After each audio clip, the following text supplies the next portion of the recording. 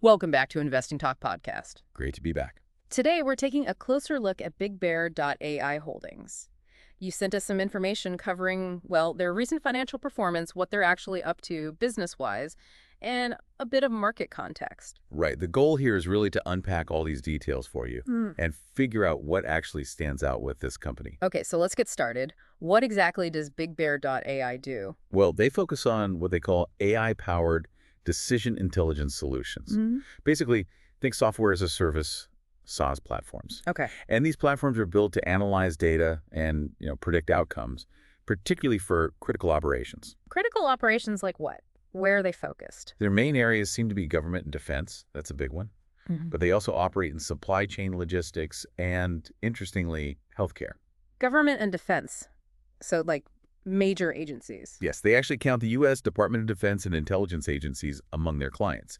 They specialize in things like autonomous systems, cybersecurity, and also global supply chain optimization. Huh. That specialization in regulated areas like trade and travel logistics, that sounds like a specific niche. It does. It could be a key differentiator for them. All right, let's pivot to the numbers then. How did they do financially in the first quarter of 2025? Okay, so revenue came in at $34.8 million. That's up 5% compared to the same time last year. 5% growth. Okay.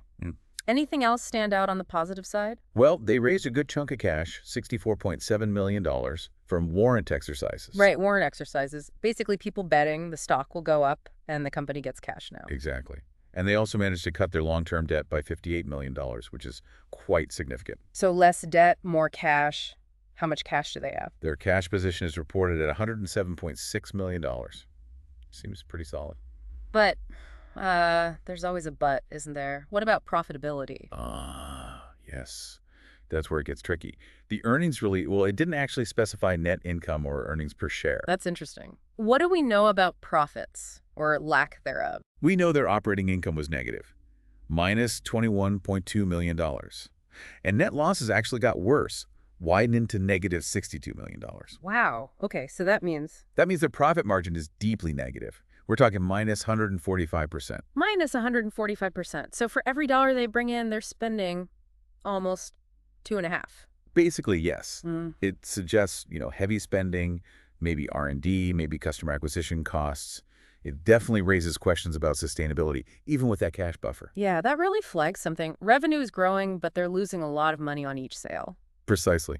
And while raising cash from warrants shows some investor confidence, not disclosing net income or EPS in the main release is something you'd want to note. Definitely. So how does this stack up when you try to compare them using standard metrics, like PE ratio? Well, that's the problem. With negative earnings, their price-to-earnings ratio is also negative, so you can't really compare it meaningfully to profitable peers. Peers like Palantir or C3.ai? Right. Companies like that often trade at, say, 40 to 60 times their forward earnings, their expected earnings. BigBear.ai isn't there yet. Okay, what about return on equity, ROE? How well are they using shareholder money? Again, it's deeply negative. Minus 145%, mirroring that profit margin issue. Compare that to Palantir, which might have an ROE in the 5 to 10% positive range. Huge difference. It shows they're just not generating profit from their equity base right now. Not at all. Now, their current ratio, which measures short-term liquidity, is 1.7. Yeah, that's great. Okay. It suggests they can cover immediate liabilities. But those ongoing losses might make it hard to borrow more later, right? That's the potential issue, yes. Right. Limited debt capacity if losses continue. Then there's price to book. The report says it's high, but no exact number. High compared to what, typically? The tech services average is maybe around 8 times book value. A high ratio could mean the market sees potential beyond just their current assets on the books, perhaps valuing their AI tech or contracts. Possibly. Yeah. And dividends. No dividend yield. That's pretty standard for growth-focused tech companies in this sector, though. They reinvest any potential profits back into the business. Got it. And volatility. Beta. The information suggests beta is likely greater than 2, meaning the stock price is probably quite a bit more volatile than the overall market, moves up or down more sharply. Okay, so it's definitely a mixed financial picture. Growth in revenue, debt reduction, decent cash, but significant losses and negative core profitability metrics. That sums it up well. The high PB might hint at market optimism, but that negative ROE is a serious efficiency problem at the moment. Let's talk about the business itself then and the industry they're in. What's their edge? It seems their competitive advantage really lies in applying AI specifically to defense and national security. That, combined with their domain expertise in those tricky, high-compliance sectors like trade logistics we mentioned. And their own tech platforms. Yes, their proprietary analytics platforms are highlighted as a key differentiator. But how do they stack up against the competition? Well, they're positioned more as a niche challenger, especially in AI for defense. They're up against much larger players, established defense contractors. So scaling up might be harder for them compared to AI companies focused on, say, commercial applications. That seems likely, yeah. Their potential market, while growing, might be inherently smaller or harder to penetrate quickly compared to broad commercial AI. But are the industry trends helping them? Oh, definitely. The trends are favorable. Think about the increasing demand for predictive maintenance and defense, autonomous systems, Which they specialize in. right? And also on the enterprise side, tools for supply chain resilience. That's another area they touch. So the demand is there. But that heavy reliance on government contracts, that brings its own risks, doesn't it? Budget cycles, political shifts. Absolutely. Yeah. The double-edged sword. Yeah. Lucrative contracts, but they can be vulnerable to factors outside the company's control. Being a leader in a niche is great, but it does constrain the total addressable market somewhat. What about the people running the show? Management and governance. The info you sent was a bit light there. No specifics on the CEO's track record or, how long the current executives have been around. And the recent earnings call? Apparently, the focus on a May 1st call was more on executing current contracts, less about painting a grand, long-term strategic vision. So operational focus, maybe less strategic communication? That seems to be the impression. Also, no details on insider trading activity, but as you know, you can usually track that through SEC Form 4 filings. Right, always worth checking if insiders are buying or selling, especially after results like these. It speaks to transparency, doesn't it? Investors generally want that clear long-term picture, especially when a company isn't yet profitable. How do they plan to get there? A lack of detail can breed uncertainty. Which leads us nicely into valuation and risks. We've hit on the big one, profitability. What happens if those losses keep piling up? Well, the risk is they might need to raise more capital. That could mean issuing more stock, which dilutes existing shareholders. Meaning each share represents a smaller piece of the pie. Exactly. Or they might have to restructure their debt, which can come with its own complications. And the customer concentration risk. Still there. Heavy reliance on government deals means revenue is sensitive to budget decisions. Plus the tech itself. AI moves so fast. That's a constant pressure. Technology obsolescence is a real risk if they don't keep investing heavily in R&D to stay ahead. We saw their stock dipped recently, right? About 4.5% on May 5th. Yeah, and that seemed linked to a broader tech sell-off, but also maybe some concerns around their guidance or lack thereof. Because they highlighted their backlog growth on the Q1 call, but didn't update the full-year forecast for 2025. Correct. Sometimes no news or no update can make investors a bit jittery. It just adds to the ambiguity. Okay, how do they look side by side with those peers we mentioned earlier? Palantir, C3.ai. The differences are pretty stark, especially on growth and profit.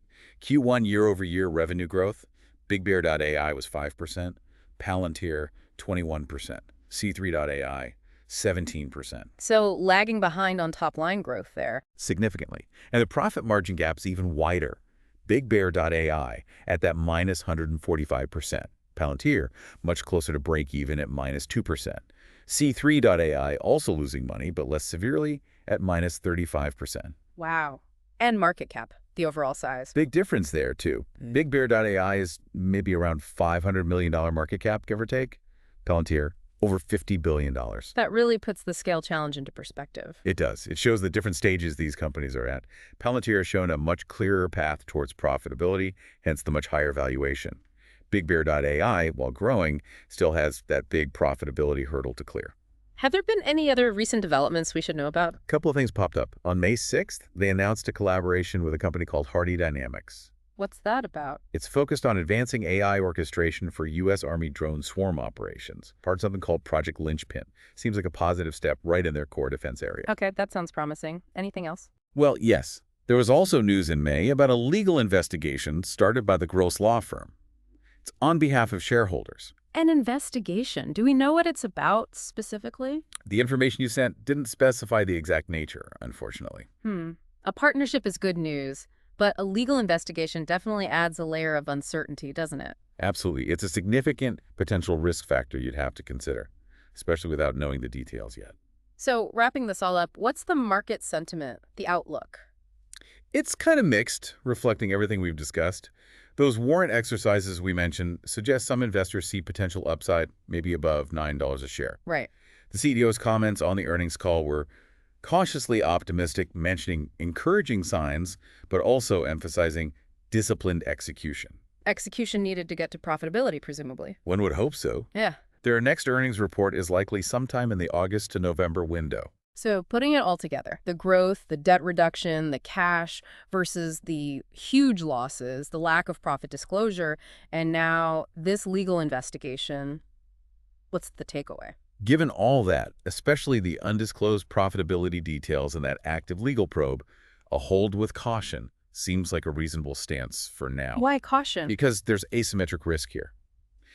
The unknowns, particularly around profitability in the legal issue, create potential downsides that might outweigh the immediate upside potential until there's more clarity. That makes sense. You've got positive signs like revenue growth and contracts, but they're shadowed by these pretty significant question marks. Exactly. It's a situation that calls for watching closely for more information. Okay, so looking at BigBear.ai, we see a company with some interesting points: revenue growth, debt reduction, playing in important sectors like AI and defense. That's the upside. Right. However, the big flags are the lack of disclosed profit figures, the significant reported losses, and this ongoing legal investigation. These are serious points you want to keep a very close eye on. It really highlights why you need to look beyond just the top-line revenue growth and consider the whole financial picture, the risks involved. Absolutely.